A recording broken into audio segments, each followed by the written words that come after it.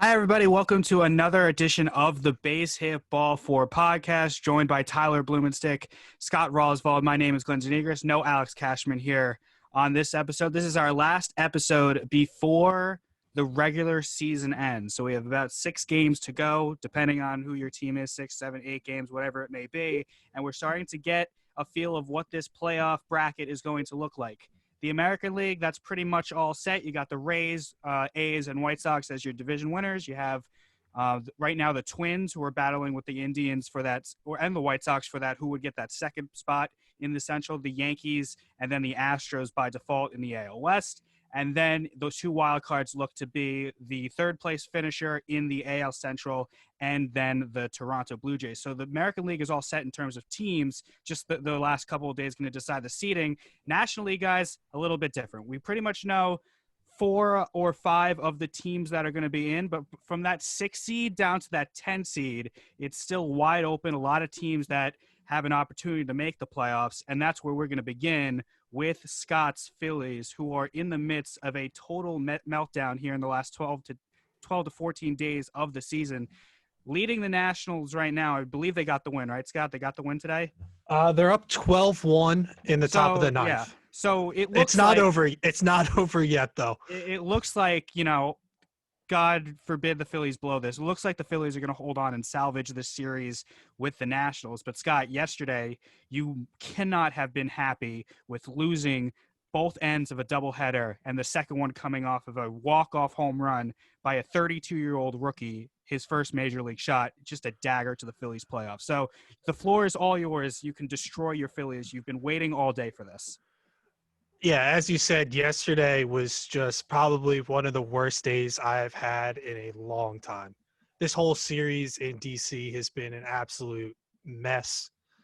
The Nationals are a team that is they're absolutely dead. They've been dead all year. They have nothing going on. And the Phillies just went down there and have looked like total garbage. Just terrible pitching performances, minus tonight from Zach Eflin. The bullpen, once again, absolutely shit the bed. Brandon Workman is an absolute travesty of a pickup for the Phillies from the Boston Red Sox. I saw a tweet the other day that if he had hit free agency last year, Brandon Workman would have been looking at somewhere around $30 million. He's getting nowhere close to that once he hits free agency this offseason. The other guy in that piece, Heath Hembree, has been awful, is now on the IL with an injury. It's just been an absolute mess, and they're not hitting anymore outside of tonight. Bryce Harper has literally injured his back from carrying this team all season long. Apparently it's been a month-long injury for this team. It's been an absolute for him. He's done everything he can, but at a certain point you can't do it. JT Realmuto's playing with a hip strain, re-aggravated it last night, busting his ass down the line, putting everything on the line for a team that doesn't even want to re-sign him, where the GM is coming out, and Matt Klentak the other day, when he was asked about the trade, was like, well, we knew what we were getting. We were getting 2 years of control of JT. We knew that Sixto Sanchez was going to be this phenomenal player, but we said, hey, we'd rather have 2 years of JT Realmuto, and hell, we might let him walk in free agency. The guy is literally playing injured in a position that is one of the most important positions on the field. He's busting his ass for you, and you're not even going to commit to him long term. For me, it's not the players. I know I said in our group, or I tweeted out yesterday that this team has no heart. I was just super angry. I'm more mad at the front office in general, mainly Matt Klentak, for being just awful, for just disrespecting this fan base, because they've had people out there at the stadium every single night since day one. Whether they're on the road, there's people outside of that stadium cheering the team on. You don't see that very many other places. There's a guy, I saw a tweet today, there's a guy that went down to DC and is outside of the stadium tonight cheering on the Phillies after the shit show of performance that they've put out the last couple of days. The fans are still here supporting them. And the front office has just been an absolute travesty for the last couple years. Outside of the Bryce Harper signing, they haven't done anything to help this team build. And one of the other things I've been thinking about is we fired a guy, Ruben Amaro Jr., a few years back now, who helped build this team into a World Series contender. And we fired him essentially over holding on to people too long because we held on to Rollins, Utley. We gave the contract to Ryan Howard that he got. And we ran Amaro out of town for nothing. And we bring in this Matt Klentak guy who's just a math nerd from Dartmouth. Who does he really understand baseball? Does he know how to run an organization, build a franchise? I don't think he does. And I at this point, if the Phillies don't make the playoffs, because it's not looking great for them because they got to go down to Tampa next and play 3 more games against the Rays, who are one of the best teams in baseball, Matt Klentak has to go. And they need to just bring someone in who understands the game of baseball to build this team, re-sign JT Realmuto, and build around Bryce Harper. They went and signed Bryce Harper for a reason because they wanted to win again. And if they don't, it's just an absolute waste. It's a slap in the face to this fan base who cares so much about the Phillies. That's it for me. I mean, it seems like the problem with the Philly, we've been talking about it since the beginning of the season. This bullpen is awful. I mean, they go out there and they acquire guys like a Didi and a Bryce Harper and a Gene Segura and an Andrew McCutchen and a JT Realmuto and a Jake Arrieta, and they have Nola as the frontline starter. So you look at their roster, and in a season where the playoffs are expanded, you would think that, it's a slam dunk that this team would make the playoffs. This team right now is on the outside looking in. They are 27-29.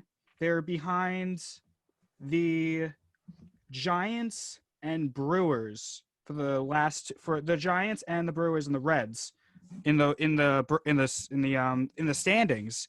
You can't tell me that those rosters are better than the Phillies roster. You can't tell me that the Giants have a better team than the Phillies. The problem is they seem to ignore this bullpen, which everyone knew was a weakness going in. This is a team, a franchise in a rabid fan base in a great city that hasn't made the playoffs since 2011. And I feel like if they don't make the playoffs, that is strictly on the lack of moves in the bullpen. They got that Red Sox trade at the end of August at the deadline, but that wasn't, they're on lights out. Workman isn't a lights out reliever. So the one thing that's killed this team all season has been that bullpen. Absolutely. In this last stretch. They get ahead every single game. They've hit, I think the number was like 46, 48 first inning home runs this year. They get ahead every single game. And it's every single night the bullpen just finds a new way to lose it. And you're right. It was from the get-go, from the start of the season, we knew it was going to be an issue. They chose to go cheap and start with guys that were unproven, had no track record whatsoever. They tried to fix it, but the guys that they brought in have been a mess. Workman's been terrible. Hembry's been terrible. We thought David Phelps was going to be a guy that came over from the Brewers. He's kind of figured it out over the last couple of outings, but he's still been bad. And one of the teams that you brought up that are ahead of them right now are the San Francisco Giants, who are managed by Gabe Kapler, who we quickly ran out of town. I mean, I don't think he is a great manager, but imagine this.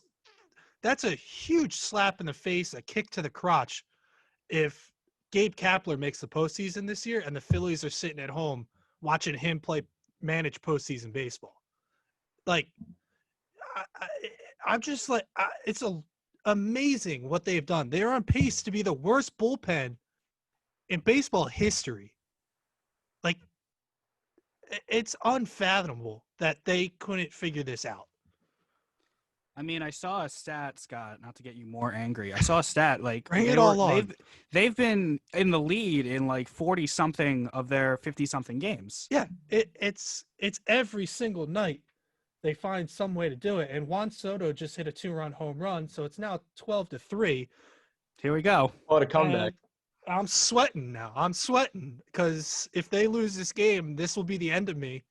You guys will see it live here on Base Hit Ball 4. Oh my We're going to God. get so many downloads. An absolute meltdown of a human being would happen on this feed right now. Oh, man. Tyler, what are your thoughts on what's going on with the Phillies so far? It's just frustrating to me because I don't understand how this team – like, I get it. I fully understand the bullpen issues. But, like, I don't understand how this lineup isn't one of the best in baseball. Like, is it – I don't watch enough Phillies baseball to really go too deep into it. But, like, if you look at it on the surface, like, you have Bryce Harper. You have Andrew McCutchen, who's a good baseball player. Jay Bruce is a veteran. He can put the bat on the ball. Didi Gregorius, Gene Segura. You have a young guy in Alec Boehm. You have Phenomenal player. What's that? Alec Boehm is a phenomenal baseball player. Oh, without a doubt. I mean, I do know a little bit about Scott Kingery, and he needs to really step it up because he was supposed to be, somebody that was going to be an integral part of that infield. And Scott, like you mentioned, a sore subject with JT Realmuto behind the plate, best catcher in baseball. Like, this lineup should be able to score runs. It's just they're missing, I feel like, an everyday center fielder. Yeah, they need to find that. And some infield help. Like, they're not that far off, but it's frustrating that they're not as good as they should be. And I can sympathize with your frustration, but I don't fully understand how it feels to be in a Phillies fan's shoes. We did get like a 10-game stretch of it as a Yankee fan, but I don't know. 20-game stretches. It's rough. I mean, you bring up the offense. It's not the offense's fault. No, they're top 10 in just about every statistical category as a team. They produce.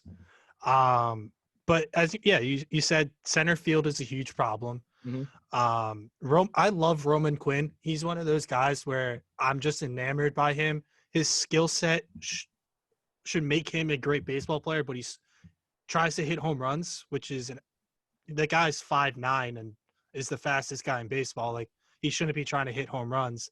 Adam Hazley is but it's another I know the draft in baseball isn't as important as other sports, but they've drafted terribly.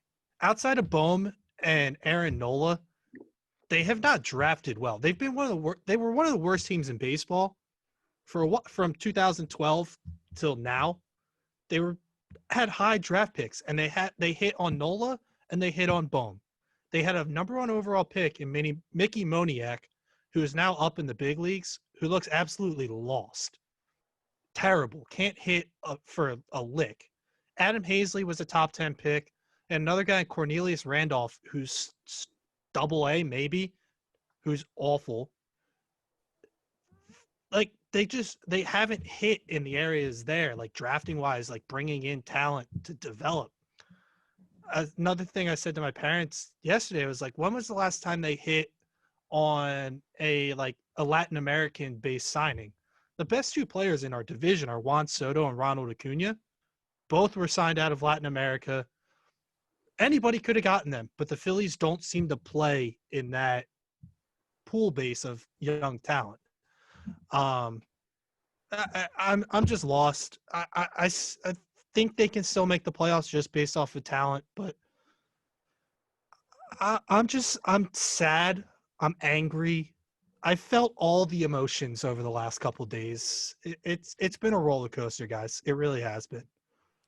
Well, they are 27-29. They're 2 games out if you're looking at Miami for the second spot in the division. I feel like that might be easier to get in terms of just teams you have to pass. The Yankees play Miami to end the year. I need some help, guys. I need some help. We're gonna try. Well, we're not doing well because the Yankees just have bases. We need to help ourselves because the Yankees are having a miserable game in Toronto right now. Scott, Glenn, wait. Can I just interject real quick, Glenn? I think you need to take like a minor sedative because we clinched the playoffs. We're gonna play somebody. We're the best team in the American League. They need to play well because I want the home. We'll get into it later, but you need the home field in the wild card series. That's what I want. You don't need it. That's the thing. It's a series. Well, you know what? Bases loaded, nobody out. You need to score a run, and they didn't score a run.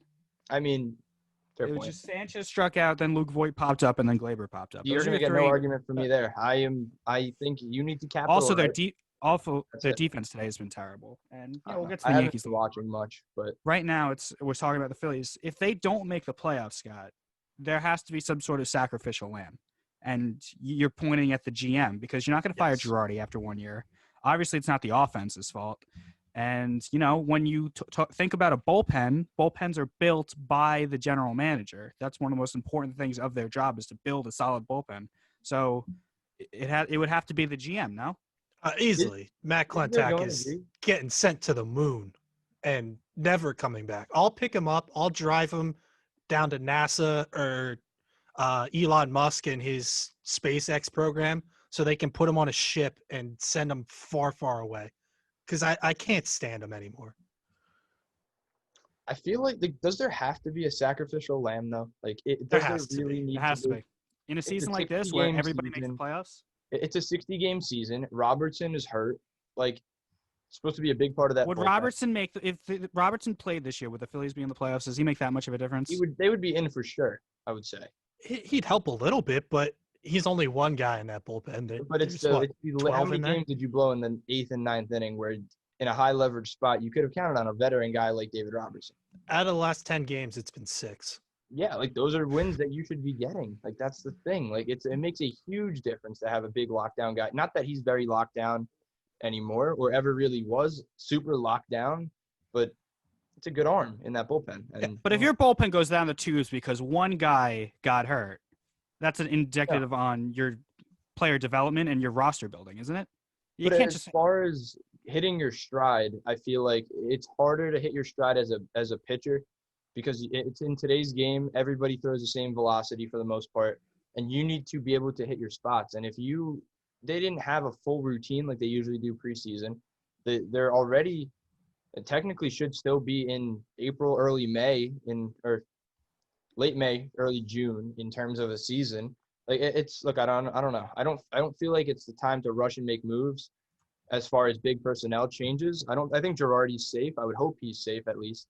But I don't know. I feel like the GM needs to go out and grab somebody. Like they need to go grab players if he's not the one gone himself. And I don't know if now is necessarily the time to do that. but do you trust the current GM to make those decisions? I mean, he signed Bryce Harper, did he not? It took him till like March. He they had signed to twist Bryce his arm. Harper, but I attest that more to the owner, John Middleton, Yeah. for the effort that he put in. The guy was on his private plane flying out to Vegas like every other week to go visit Bryce. Like, I mean, I guess. but they've had 2 know. September meltdowns the last 2 years. Like they've been in it the last 2 years going into September and they fell apart. Yeah. So there's a track record now. Gabe Kapler went last year after the 2 meltdowns. He was the sacrificial lamb. The next step has to be the GM. So sorry, Matt Klentak, you're done. It's definitely tough. You need to find the right guys because they're obviously not going to fire Girardi because then you'd be firing Kapler and Girardi in back-to-back years. And what does that look like as an organization? But it's tough because not only do you have to build a bullpen this offseason, you got to keep JT Realmuto. That's number one. And you would, if I was a Phillies fan, I'd feel much better with a new GM trying to re-sign him because the current negotiations obviously haven't gone well between McClintock and Realmuto because he hasn't been signed yet. Yeah, I feel like fresh face in there would be huge for those negotiations because you said it clearly hasn't gone well. If we're 3 games away from the postseason and there's no contract and there's no one near in sight, that's priority number one. It has to be. If he doesn't sign here, there's going to be a revolt. The people are going to be losing their minds. You have to just to save face. He's probably the fan base's favorite player. Would he not be? I think Bryce is the fan base's favorite player. I think he's the best player on the team. No knock to Bryce Harper, but JT's just a little bit better, just for the defensive purposes. The guy throws every base runner out. Nobody runs on him if they do, they get thrown out. He hits for average. He hits for power, and the guy can run. He's one of the fastest players in the league, and he's playing catcher. So he does everything. I need it. I need him signed. I don't care what it takes. Just back up the truck. We got the money. Give it to him. Keep him here, please. Did they close it out? Yes, they did. 12-3. Okay, we're good. We're So good for just Scott can breathe for the another day. So they moved to what, 28 and 29? 28-29, a game behind the Marlins. The Marlins are losing to the Braves as we speak. Are they? So that's big. So then it'll be a half game. It is 9-4 Atlanta at the moment. Let's go Braves. Not something I say very often. That's big. And then the Mets are losing. So you're not worried about the Mets because no, the Mets are cooked. We're worried about the Giants who play later and the Reds and Brewers. Where are the Reds and Brewers at today? Reds are up 6-1 in the 7th, going into against the eighth. Brewers. Okay. Yeah. So you're gaining on a couple teams at least. Yeah, they gained. Hopefully, they're gaining ground tonight. So we're going to take a deep breath, as Tyler told me to do 5 minutes ago with the Yankees, but I don't listen to my own advice. But we're going to take a deep breath. Listen to mine. And we're going to just assume, hopefully, knock on wood, that the Marlins and the Brewers and the Reds, they help the Phillies out. Because it'd be fun as we go into the postseason, especially on this show, if we had both our teams in the playoffs. Yes. But let's talk about the rest of the National League playoffs, because that's the playoffs that still need to be sorted out. We got the Dodgers. They've clinched basically everything. Atlanta clinched the division yesterday. The Cubs are going to be in the playoffs. The Padres are going to be in the playoffs. Padres with a big loss, it looks like, with Clevenger, who was scratched from his start, I believe on Sunday, was it, with the biceps? And then it acted up today. Mm-hmm. And he left after one inning. So that's something to look at if you're a Padres fan, because that was the big fish that they got at the trade deadline to kind of help them propel from a playoff team to a championship caliber team. So that could be a huge blow.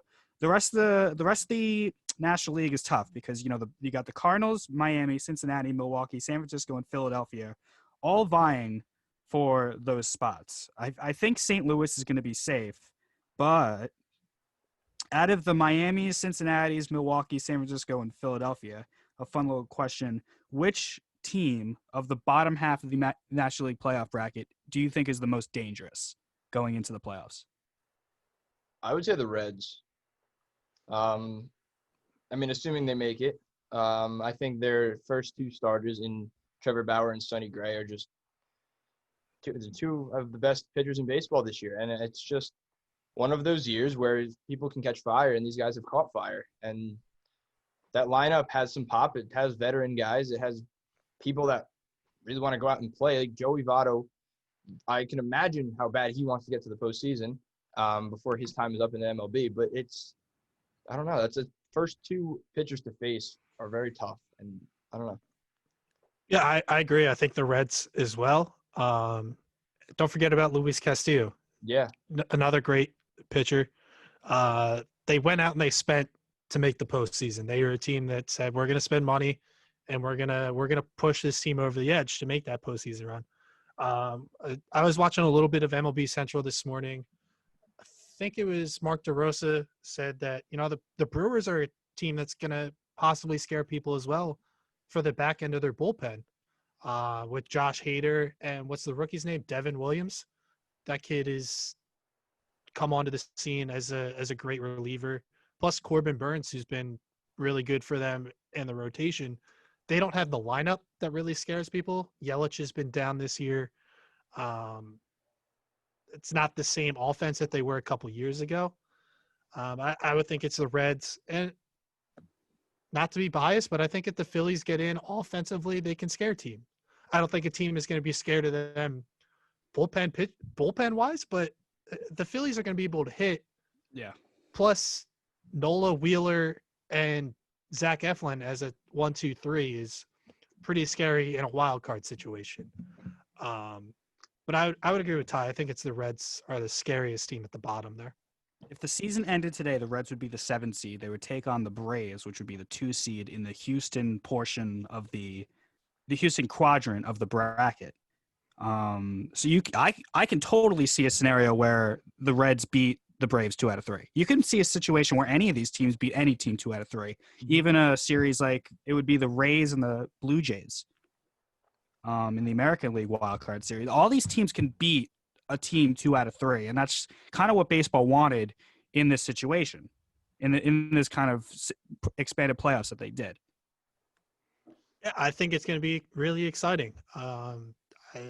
It's always postseason baseball is always exciting, but with the current setup, it's going to be great seeing a 3-game series. I know I've pushed for it. I know the reasons behind why they want to keep the 1-game wild card, just for money purposes.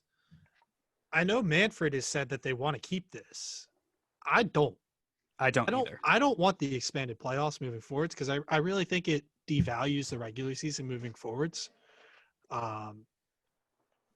But this year, it's been a weird year, obviously. We all know. So why not get weird for the postseason? I'm glad you said that about Manfred because I wanted to bring it up. I'm not against expanding the playoffs. My problem is there needs to be more of an incentive to win the division. Because you win the division, you have this fantastic year. Let's say this was expanded this season into a normal 162, and the Dodgers win 115 games. And then just to play a 3-game series, I don't think that's fair. If they would change kind of the setup and perhaps give the top 2 seeds or the top seed in the league a bye, I think a bye needs to be implemented to make this work. Because what's the point of winning 115 games if you're just going to get a 3-game series against a team that won 78 to 80 games, and then it's a crapshoot because it's only 2 out of 3, and any team can beat any other team 2 out of 3.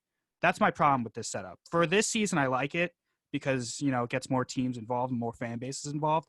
But under a normal circumstance with 162, I don't think this is a good idea at all. I really think it hurts the game. All right, hear me out on this. I agree with what you said. So imagine we shorten the season a little bit, so we end on the same time. You shorten the regular season to maybe about 145 games. Then you keep this the way it is. You extend the earlier rounds. So wild card, you can either make it 3 or 5, because no matter what, like if you keep it like this and you have wild card teams that are still deserving of making this, or even if you don't do the expanded playoffs and you still extend the series quicker, or you extend the series quicker in the playoffs in the early rounds, they will be allowed to play more baseball because you can be rewarded for going through 140 games, which is it's not a slouch season. Like, that's a lot of games still. I feel like I'm rambling. I'm not really making my point very well, but basically, if you're playing a 140-game season and you go in and you get a wild card spot, like you said before, say the Dodgers win 115 games, the Padres win 113, they're still technically a wild card team, so they should be able to play a 3 or 5-game series early there. And I don't know. Should you be rewarded in 140 games if you go 70-70? Do you deserve to be in the playoffs? But how often do you see that? That's the thing. Like, I mean, we're going to see it this year. There's going to be a team that's 30-30. I'm saying over the course of a full 162, you don't see a 500 team sneaking in the wild card, really. But they will. If you extrapolate this season out 162, 81-81 team like the Phillies or the Brewers, who are exactly 500 right now, that would be extrapolated into an 81-81 season. Do we want those teams in the playoffs? No, but I feel like then the more logical answer would be to just keep the playoffs back at the original number and still expand the playoffs, but not allow more teams in, but lengthen the okay, so you make the one wild card series 2 or 3, and then make the ALDS even make it a 5. It's not like you're not a bad team for making the wild card. You're not a bad team. The problem with expanding a series like the wild card game that we saw in what's been implemented the last 8 to 10 years is that the teams that are waiting have to wait a long time before they get to play again. Oh, that's a good point. Because if it's 3 out of 5 and it goes 5, then the number 1 seed who is waiting for the wild card winner would be off for like a week. That's a good point. That's not good. That is a good point. No, I didn't factor that in, but that makes sense. What do you think, Scott? Manfred is kind of hinting that this is here to stay. Do you like the way it's set up? You just said it. You don't like the way it's set up. How would you fix it, or would you completely throw it out and go back to what it's been? I think I would throw it out, go back to where it was, division winners and 2 wild cards, and I would make the wild card a 3-game series. I've been pushing for that. 3 of 5 or 2 of 3? Two of three. Okay. So best of 3 series, like they're going to do this year. Because I think if you did 5, it then sets back even that team that wins gets set back pitching wise.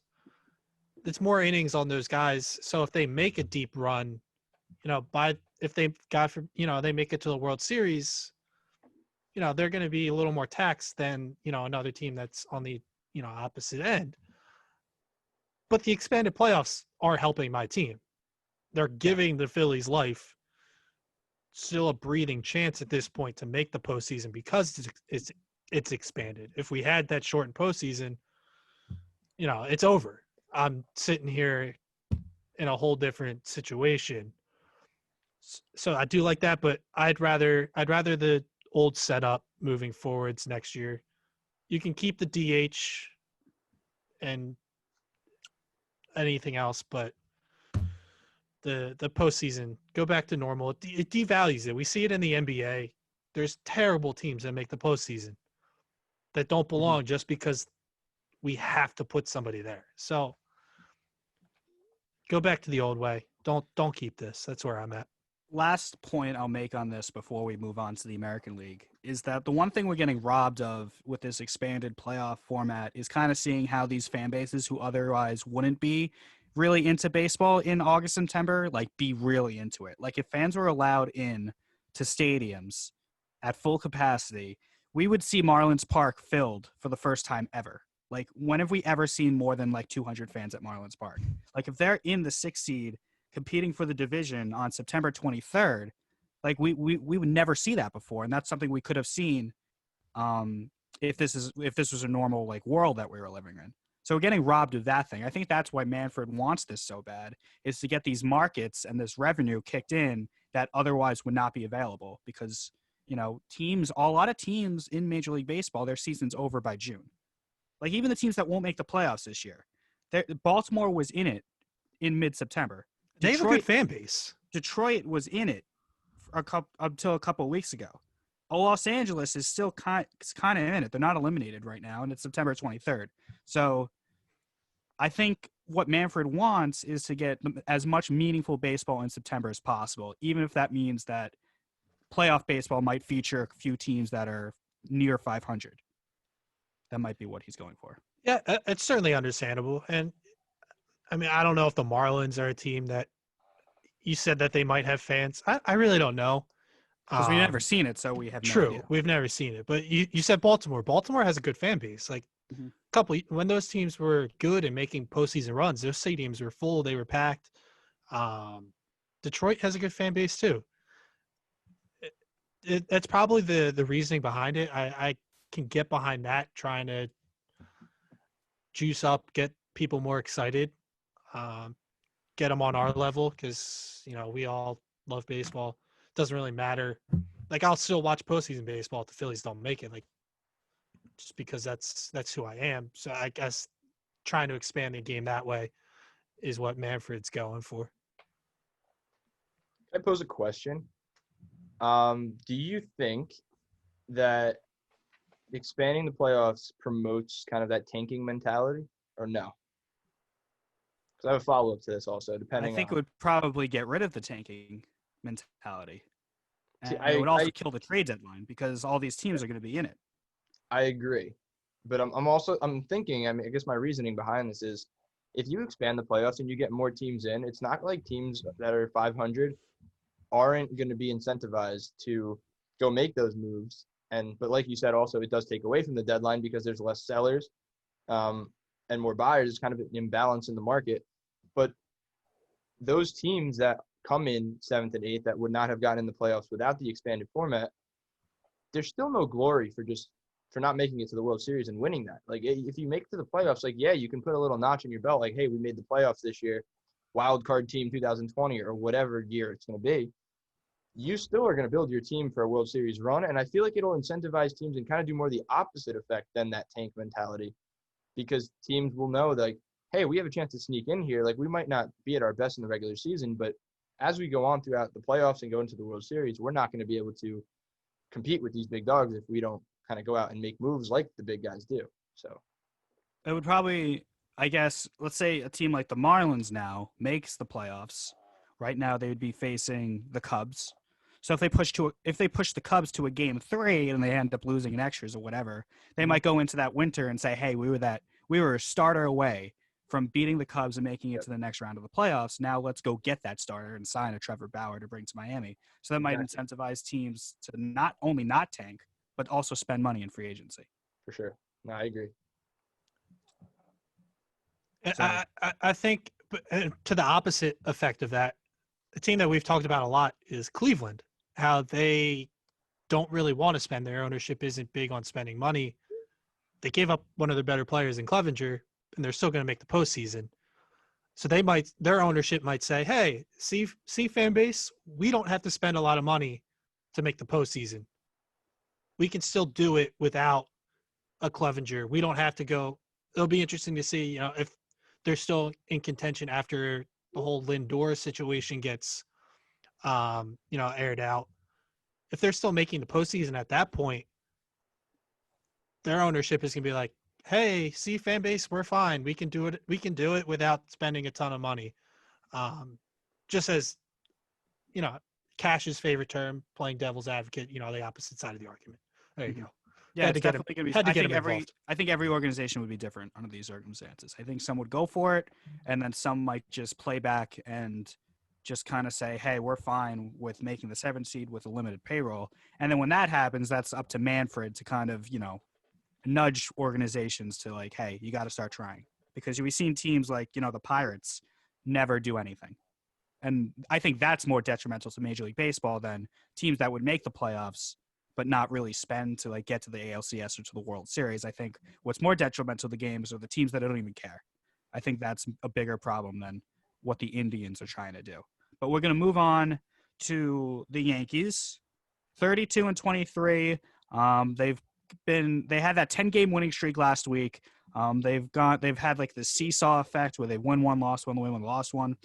Kind of just waiting for the playoffs to start. They don't seem extra motivated to get that wild card series. Ty says that's not a big deal. I disagree, but the one thing I do want to talk about to start off our Yankee conversation is what's going on with Garrett Cole, and that is when every time he pitches, it's Higashioka behind the plate and not Gary Sanchez. Now we saw this when they won the World Series in 2009 with AJ Burnett, when him and Posada just didn't sync. So Jose Molina started every single playoff game started by Burnett. Are we cool with Cole and Higashioka battery in the playoffs, or even though he's had a miserable year, do you still want that threat of Gary Sanchez in every game possible in the playoffs? What are your thoughts on that? I am okay with it. I think that I'm here. I'm on the Higgy train. He's not the future behind the plate. I didn't realize he was 30. I think I said it on this episode. Well, I don't remember if it was on or off air, or on the show rather. But look, I think that especially like keeping your starters straight in a do or die game in the playoffs is probably the most important thing that you can do, because that's why you went out and got that guy. So you want Garrett Cole to be as comfortable as possible, whether it could possibly be the last game you see him pitch in 2020. If that game doesn't go right and the battery's not correct with him and Higgy or him and Sanchez, depending on which way you want to put it out there. So if he's truly more comfortable with Higgy, I say go for it. You can always put Judge in the outfield. You can put Stanton in the outfield. You can put whatever third outfielder you want out there, and you could DH Sanchez. But I think and Higgy hasn't really shown that he can't handle it up at the plate. Like you saw him hit 3 home runs just about a week ago. Like this guy can do his job, and he can do it well, and he can do it professionally. So, look, if that's going to keep Garrett Cole straight, I'm okay with it. So,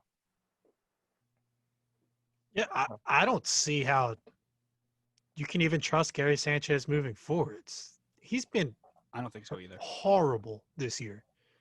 58 strikeouts in 162 plate appearances. He has 21 hits. It's been bad. Higashioka's been hot. He's playing well. He's got confidence. And if him and Cole have something going, as Ty said, you want Cole in the best mindset whatsoever on the mound in the postseason. I mean, the Astros never got a ton of production out of their catchers, and they put guys behind the plate that are defensively sound. that the pitching staff could trust. And if that's Higgy for Cole, then I think that's got to be the move.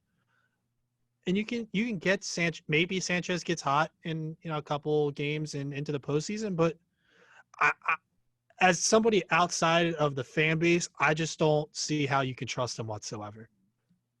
Cole, in his last 3 starts, has gone 7 innings in each start. He's given up 2 hits, then 3 hits, then 5 hits. He's given up only 2 earned runs in the 21 innings. And he has, as I try to do quick math, 24 strikeouts in 21 innings. And he's dropped his ERA down from once was hovering around 4 down to 2.8. So all the talk about how in the beginning of the season he was struggling, he might not be the guy he was in Houston. He certainly, turned it around very, very quickly. And he seems to be back into that, Garrett Cole, best pitcher in baseball, or at least top 2 kind of situation. I agree with both of you guys. I don't trust Sanchez, not only in Cole starts, I don't trust him in any start. I know it's kind of an exaggeration or kind of being hypercritical to say that Higashioka should be catcher number 1 when we get into the playoffs for every single game. But if Sanchez continues to strike out, let's say game 2 against Tanaka, he goes 0 for 4 with 4 Ks, and the Yankees move on anyway, going into the next round. And how much can you trust Gary Sanchez, especially in the playoffs, when you have to face guys like a Kenta Maeda in Minnesota or Lucas Giolito in Chicago or Glasnow in Tampa? I don't trust him against any of these guys. I think it's a big problem for the Yankees, not only in the postseason, but if you bench him in the postseason, what does that do for his confidence moving forward? This is supposed to be the guys that are supposed to be a staple of this franchise for years to come.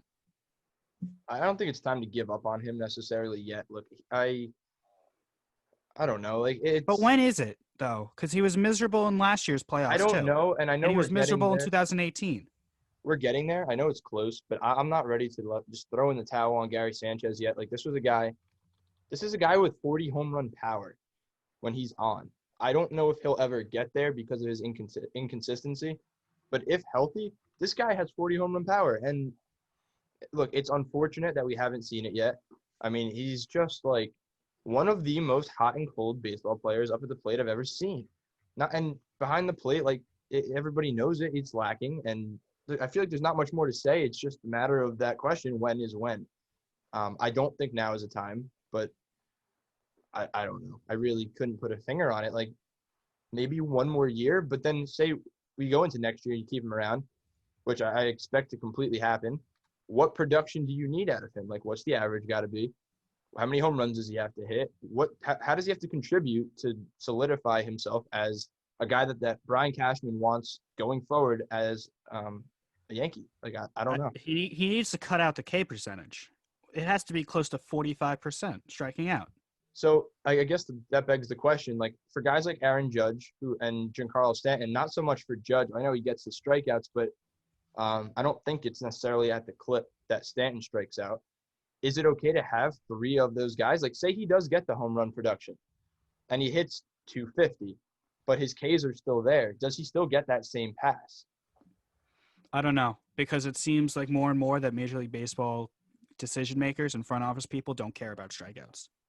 Because what's worse, a strikeout or a double play? A double play is worse than a strikeout because double plays 2, that's strikeouts 1.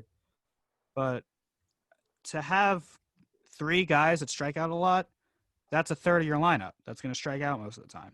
And we talk about how double plays are worse than strikeouts, but, when you put the ball in play, an error can also happen. Or a little bleeder can sneak through the infield for a base hit. That can also happen. But, you can't hit 143 and you can't strike out 50% of the time. No, I agree. It's not acceptable. I don't care who you are. I'd say the same thing if it was Judge or Gleyber or Stan. You can connect it back to the whole Phillies talk we had before about that sacrificial lamb and how it's time to cut somebody loose. I don't know if that really – I don't know if the whole notion after a 60-game shortened season is really – I don't think letting somebody go is worth it. It's – you don't – it's a 60-game sample. It's just – doesn't sit right with me that people can make these major moves. I know it's going to happen. We could have seen it with Mookie Betts and the Dodgers, had they not re-signed him. But I don't know. I just don't know if now is the time to move on. It's just like a weird evaluation. It's the same thing for scouts. Guys you want to go after. Like you're weighing them on a different scale than you're used to. And I don't know, just got to really look at it. And I'm sure the professionals are going to figure it out. I don't know how to figure it out. I'm not a professional scout. I'm not in an MLB front office, but I don't know. It's interesting how it's going to play out. But I think the clock is definitely ticking on Gary Sanchez. Yankees are down 6-1 as we speak. So after their 10-game winning streak, they're going to lose looks like they're going to about to lose 3 out of their last 4, which is, whatever. It doesn't seem like they really care about that home field advantage. So they're going to be locked into that 5 seed. So it's either going to be the Twins or the White Sox for the Yankees. Now, we all know the history with the Twins, how they always beat them. But, if you believe in due, then you might think that the Twins are due to beat the Yankees eventually. And then you got the White Sox, who are very, very good and have a very good lineup and have very good starting pitching. So that looks like it's going to be the first round matchup. So I guess my question to you guys would be, who would you rather face? Would you rather face the upstart White Sox team, or do you want to run it back with Minnesota with the knowledge that, they might be due to beat you eventually? I don't know. I think both matchups are kind of tough. They are tough, and that's why I really wanted the home field advantage, which they're not going to get. Because Jose Abreu is MVP candidate in the American League. So is Tim Anderson, plus the young guys in Yohan Moncada, Eloy Jimenez, and Luis Robert for the White Sox. But then tough situation. The Twins, they just absolutely mash. Nelson Cruz is 40 years old and is in that MVP candidate race. Plus, Josh Donaldson's back. He's starting to hit. They got guys like Max Kepler, who continues to produce for them. Byron Buxton's finally starting to hit for them. I think both matchups are scary. I think the White Sox might have the edge pitching wise over the Twins. So maybe you want to face the Twins, plus you have that experience. Maybe it's in the back of the Twins' mind that, hey, we can't beat these guys. They've taken it to us the last couple of years that we've, faced them in the postseason. To answer your question, I'll go Twins. It's a flip of the coin. I'd rather face the Twins. I'm with Scott there. I mean, I there's something about the White Sox that's just scared the living hell out of me. I don't know what it is. Like, they don't have an overpowering pitching staff, I guess, in the front end of the rotation. They don't have starters aside from Giolito, who has had his fair share of blow-up games this year. So, like, he's not like a guy that's terrifying. Like, he did throw a no-hitter, but look, Twins are kind of the same way, but the lineups for both of these teams are just deep, like extremely, extremely deep. And I just want to touch on the point Scott made about Byron Buxton. I am happy that guy is hitting because I feel like he plays the game the right way. He plays defense. He was a defensive specialist, and I felt like it was only a matter of time being surrounded by the hitters that he wouldn't put it together, and I'm glad that it's happening. But as far as connecting that back to the Yankees, look, I still think they're the best team in the American League, regardless of what record says. When healthy, which they're expected to be in the playoffs, I think that teams should be afraid of us. We shouldn't be afraid of them. And as far as a favorable matchup, I got to agree with Scott here and say I'd rather take the Twins because I don't want to see Tim Anderson bat flipping Garrett Cole. I don't want to do it. So as we speak, the Indians just walked off for the second straight game against the White Sox. I have it up right here. So they lose 3-2. So if the Twins win against the Tigers, which they are currently up 6-0, so looking pretty good there, then the Twins will leapfrog the White Sox for the first place spot in the Central and knock down the White Sox to the 4th seed where the Yankees would play. So it looks like it could be, I mean, there's still 5 or 6 games to determine this, but it's going to come down to the wire for the AL Central. For the Yankees, I agree with what you said, Tyler, about, them at their best. I mean, not today, obviously they're down 7-1, but at their best, they are the best team in the American League, in my opinion. But there is a little problem with their pitching rotation. Well, not a problem, but kind of a pick your poison kind of situation for that game 3. So game 1's going to be Cole without question. Game 2 is going to be Tanaka without question. Tanaka, obviously, it's well documented how big he comes up in playoff games. But that third spot, you got the kid in Devi Garcia, or can't believe this is coming out of my mouth, Jay Happ, who has been tremendous over his last three or four starts. I So, can't take it. I don't know. gun to your head, game 3, tied at 1 apiece, win or go home, basically a game 7. You going with the 21-year-old, or you going with Happ? Oh, I don't want to say this, but you know where I'm going with this. And it's You're going gonna to say be Jay Happ. Happ. I don't know. Do you want it to be Jay Happ, or do you think it's going to be No, Jay I don't want it to be Jay Happ, but between those two, yes, Davy Garcia is going to be a star in the league going forward. I think his stuff is absolutely electric. He's a young Marcus Stroman. Jay Happ is just the typical little shyster. He just sucks and sucks and sucks, and then it's ready for playoff time. The guy wants to go and, I don't know, try to get a contract or something, and he's just pitching he's done. He did it, 2 years ago in 2017, 2018? He did. I think it was the year we got him. Didn't he go 7-0 to close out the year with a He was very good in 2.5? 2018, and then he blew up in the playoffs in game 1. Yeah, well, look, we've seen this act before, but look, I feel like you got to ride the hot hand, and it's not that both of them aren't hot, but I just trust Jay Happ. And as much as Davy Garcia says he's not nervous, I feel like you put him in a playoff game and he's got the ability to blow up. So it's not a risk I'm willing to take at this point.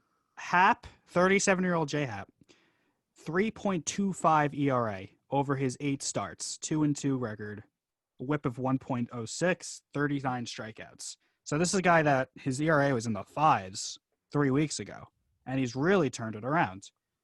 Against Toronto on the 8th, went 6 in the 3rd, 4 hits, 2 earned runs, 10 strikeouts.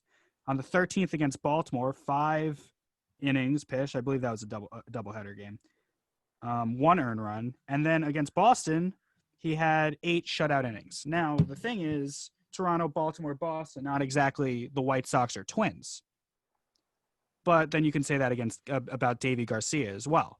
So in a winner-go-home game against a lineup with the likes of, a Donaldson and a Cruz and, all these guys on the Twins, or a Jimenez and an Abreu and all those guys on the White Sox, I feel like, Scott, I don't know if you agree with me, I feel like you got to go with the vet. Yeah, I think you're right there. I feel your pain in the decision that you have to make, because it was only a couple weeks ago that we were on this show. You guys were bashing Jay Happ for Cass wanted to kill him. Yeah. I bashed him, and I still just selected him to start game 3. So. But he's turned it on since then. So maybe he heard the pod and was offended. But Jay Happ's a guy who's been in the postseason before. He has the experience.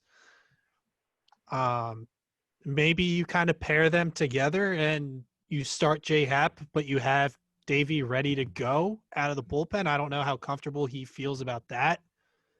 But I just think you give the nod to the vet who has turned it on here at the end, just based off of experience. So I think you got to start Jay. Or how about this? I just thought of it on my own. Might be the way they go. Who knows?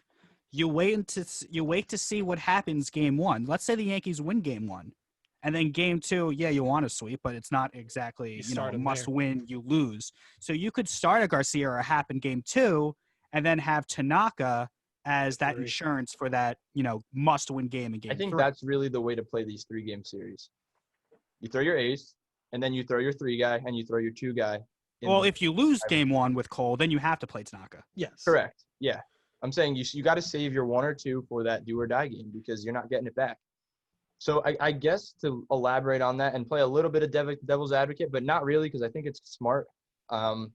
The White Sox, I would not throw Jay Happ against the White Sox, because that lineup turns around against lefties so unbelievably well.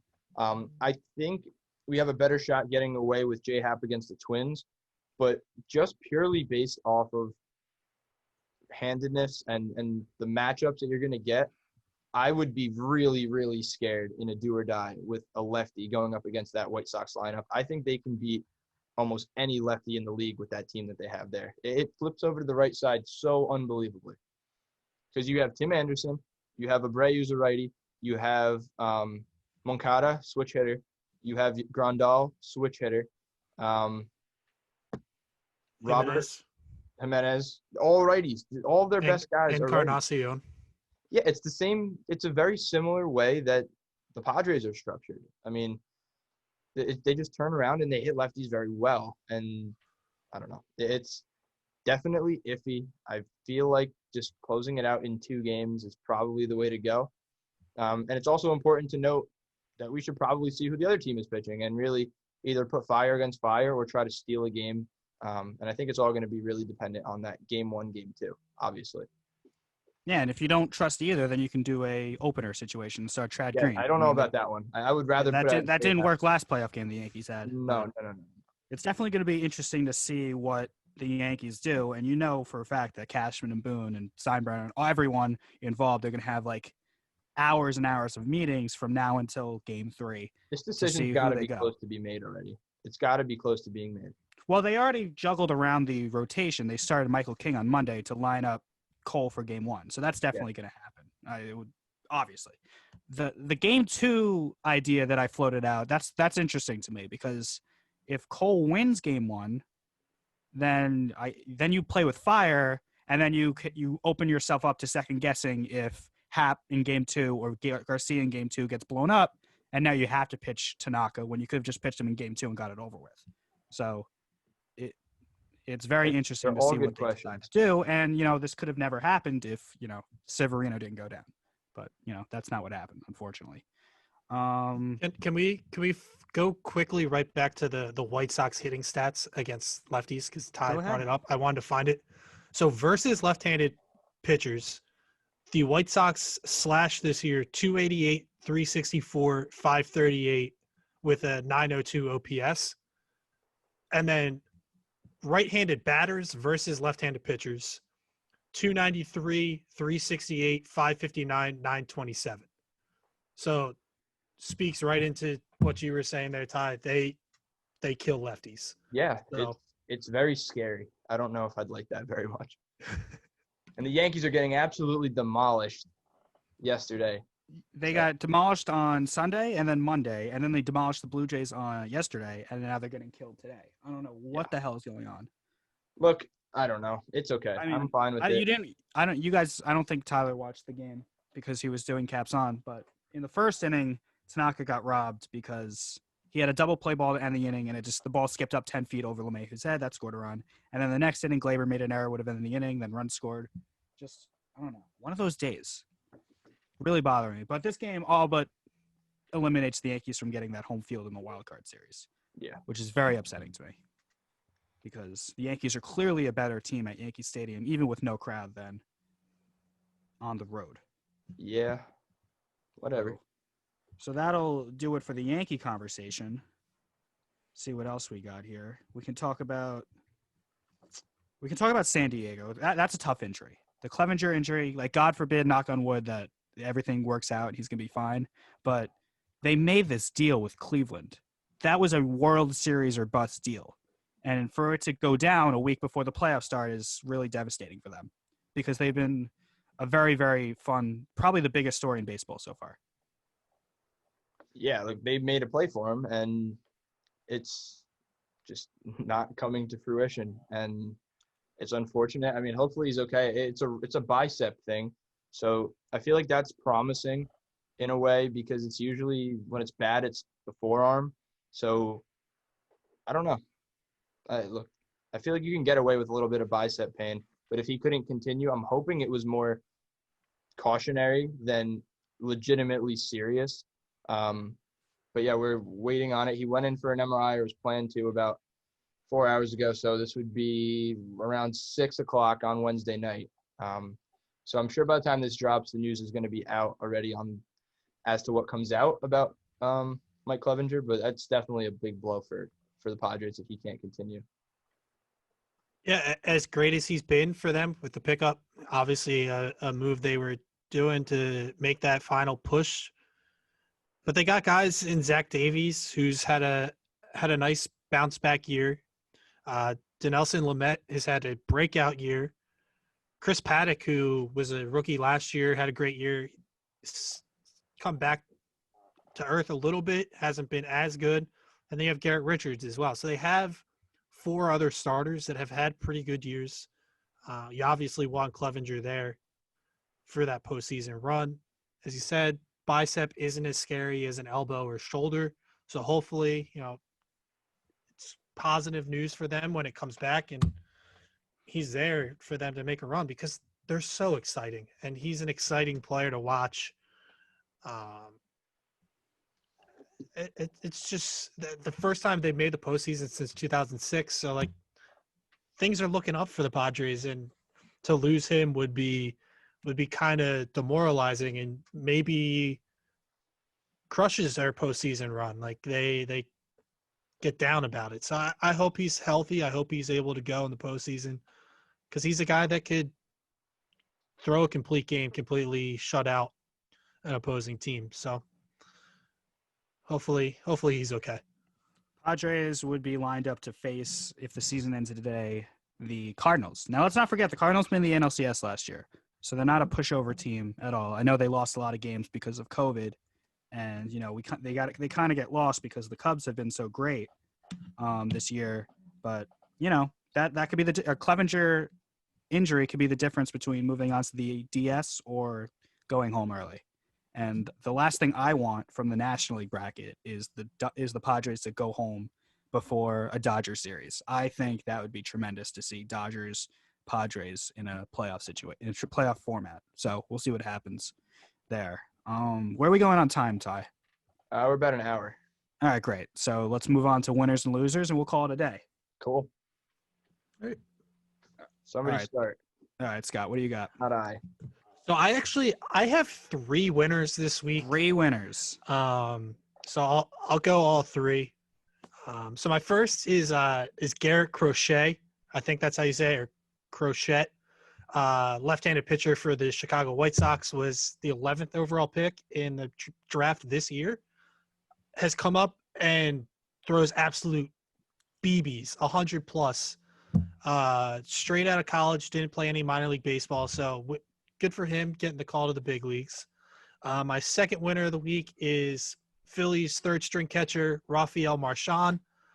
Hit his first professional home run on Friday night. He's been playing minor league baseball since 2016. Never hit a home run in the minors, and came up on Friday night. Kid's 21 years old. Hit an absolute tank for the Phillies to put them ahead, which was huge for them. Great moment for him. And my third winner of the week is Trey Mancini, the Baltimore Orioles. He wrapped up chemotherapy on Tuesday, I believe, or Monday. So hopefully he's on the road to recovery from colon cancer. Hopefully we can see him next year for the Orioles. So those are my 3 winners. My loser of the week is Philadelphia sports fans. For the Phillies, Terrible. The Eagles are a mess. Mm-hmm. The Sixers are a mess. Oh my God! It's been the Flyers lost to my Islanders. The Flyers are the one positive bright spot for Philadelphia right now. So my loser of the week is Philadelphia sports fans. My winner will be Oakland Athletics for winning the division for the first time since 2013, dethroning the Astros. Thank God. Astros 28-27. The Mariners had a chance. I think I'll make the Mariners my loser on the same token because they had a shot. I believe it was like 2.5 games a few days ago, and then they just couldn't seize that opportunity. How great would it have been if the Astros missed the playoffs entirely? Awesome. Would have been awesome. It would have been amazing. And now the Astros are just by default going to make the playoffs, and they're going to face whoever that 3 seed is. It'd be a miracle if the Astros. I agree, but not necessarily. Don't count them out. Because now the Angels have leapfrogged Seattle. It says on my app. Yeah, they're the only team that has a chance, and Andrelton Simmons opted out. So that's what, he's my loser. I mean, you couldn't play one more week. That seems like you know what? I don't know if I'm going to make him my loser because I don't want to assume that he's not taking the full precaution because of the COVID and he's not taking it seriously. But kind of like Cespedes, kind of weird with 5 days left. That now that it looks like they're not going to make the playoffs, he's like, you know what? F it. I'm not doing this anymore. I don't know. I'm not going to make him my loser because I want to give him the benefit of the doubt. So I'll say my loser, Seattle, for not helping me out and getting rid of the Astros. and my winner will be Oakland for beating the Astros. I like it. All right. So my winner is going to be the AL Central because 3 of their 5 teams clinched the playoffs. I don't have much more than that, but that's a pretty incredible feat. With the White Sox joining the crowd here, the Twins kind of joined the Indians a couple years ago, and the White Sox are here, and they're dangerous. As far as my losers, I'm going to go with the LA Angels because despite going 7-3 in their last 10 games, with I believe they have 3 games left to play, all against the Dodgers. They do have a chance to make the playoffs, but they're not going to because Houston is 3 games above them. The Angels have to play 3 games against the Dodgers, and Houston has to play 4 against Texas. So if you do the math, that's not going to check out. And they still can't get Mike Trout to the playoffs, and that's absolutely pathetic, unbelievable. If they're not making a run for Trevor Bauer, I don't know if they can spend any more money because they dedicated it to Mike Trout and Anthony Rendon. But if you have the money, you better go spend it because Mike Trout does not have a lot of time left. I mean, he does. He's still fairly young, but, like, you don't have many years of real prime Mike Trout. Like, post-prime Mike Trout is still going to be one of the better baseball players in the league for sure. But if you want to get this guy in the playoffs when he's still marketable, still a good player, you got to do it now. You went out and got Rendon. You needed to go and push all your chips right into the middle and do that. And until then, they're losers. And that's why they're my loser of the week. A lot of people don't realize he has 10 years of service time. And he's been to the playoffs once, and he got swept by the Kansas City Royals. It didn't really do much. That's not good. That's not what you want, as one of our favorite managers would say. He's going to be 30 every years single old day. next week, Mike Trout. He's only 20. You can't He's tell only me 28 right now. You cannot tell me that Rob Manfred didn't decide to do this playoff system with the idea in his head, at least, in the back of his mind, saying, "Hey, this is going to get Mike Trout in the playoffs." Like, they made this for a certain percentage of a reason for him, and they couldn't even do it. I don't know. Billy Epler's the GM over there. He's the former assistant GM for the Yankees. Bad. Terrible. And it's a disservice to baseball because Mike Trout should be in the playoffs. I don't care what you say. It's crazy. It doesn't seem like it, but literally on August 7th, he just turned 29. So on August 7th, 2021, Mike Trout is going to be 30 years old. That's how birthdays work. Yep. It's flying under the radar that his career is it's entering the latter half of he his has career, more bad years left than good years. Like, let's without say a doubt. Yeah. He's 30. He has probably, I would give him the benefit of the doubt and say he has 5 to 6 good years left. And then 5 to 6 Albert Pujols. Not that bad, but not Mike Trout. Not 2000, not MVP Mike Trout. Because, it just happens naturally. I say Mike Trout is going to be able, like, just the way he plays and how good he is technically and just athletically gifted. I feel like he's going to retire on somewhat of a high note. Like, I don't think he's going to be one of those guys that loses it completely. I feel like even in the last year of his career, he's probably going to be that 250, 260 guy with 25 homers. Yeah, but that's not the guy we deserve to see in October. No, but as a 40-year-old, I feel like that's production you're going to take. And knock on wood, Ken Griffey Jr. was just as good as Mike Trout. And who knows how long Mike Trout even wants to play. After 30, the body doesn't do the same thing. It doesn't recover the same as it used to when you're in your 20s. And, it's tough. The time's running out to see prime Trout in the playoffs. I agree. But, like, wasting a great baseball player. It's unbelievable. So hopefully 2021 we see Mike Trout in the playoffs. And they might because, Houston, we didn't get to it on this episode, but Verlander went down. Tommy John, he'll be out all of next year as well. So it's really the A's and who? Because you don't know. The Astros aren't going to have Verlander. Who knows if they'll have Springer? Who knows if they rebound after this miserable year they've had? So, that second spot in the division is wide open if this playoff system stays and the top 2 teams in each division get the playoffs. There's no excuse anymore not to have Mike Trout in the playoffs. None. Especially over 162 moving forward starting in January. So we'll see what happens with Mike Trout. And the next time you'll hear from us, it'll be playoff baseball. We'll have a nice little breakdown of all the series because they'll all be set. And we'll give some predictions and some analysis of the wild card series coming up next week. But until then, For Scott Roswald and Tyler Blumenstick, my name is Clinton Negris. Have a great week, and we'll see you for the playoffs.